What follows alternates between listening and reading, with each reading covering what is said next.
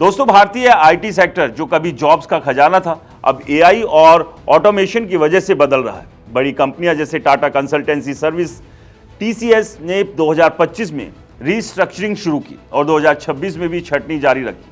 TCS ने पिछले 6 महीनों में करीब 30,000 कर्मचारियों को जाने दिया, कुछ डायरेक्ट ले ऑफ, कुछ नेचुरल एट्रिशन। कंपनी का कहना है कि यह परफॉर्मेंस और स्किल मिसमैच की वजह से हो रहा है और अगर जरूरत पड़ी तो 2026 में भी जारी रहेगा। सिर्फ टीसीएस ही नहीं, ग्लोबल टेक कंपनियां भी जॉब्स कट्स कर रही हैं और भारत के आईटी हब्स जैसे बेंगलुरु, हैदराबाद, पुणे पर इसका असर सबसे ज्यादा है। अब सोचिए, आईटी वाले ही तो वो लोग हैं जो हाई इनकम वाले सेगमेंट में घर खरीदते हैं।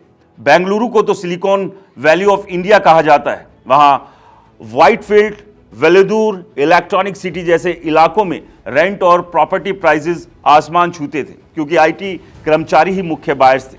लेकिन अब जॉब अनसर्टेनिटी की वजह से लोग घर खरीदने से कतरा रहे हैं। एक्सपर्ट्स की माने तो लग्जरी और प्रीमियम हाउसिंग की डिमांड सबसे ज्यादा प्रभावित हो रही है। आरपीएस ग्रुप के डायरेक्टर शशांक गुप्ता कहते हैं कि बेंगलुरु और हैदराबाद जैसे शहरों में लग्जरी सेगमेंट में कम डिमांड का मुख्य कारण आईटी छंटनी है।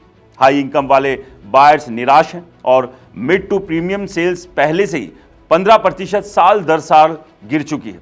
लोग अब अपग्रेड करने के बजाय किराए पर रहना पसंद कर रहे हैं क्योंकि जॉब सिक्योरिटी नहीं है।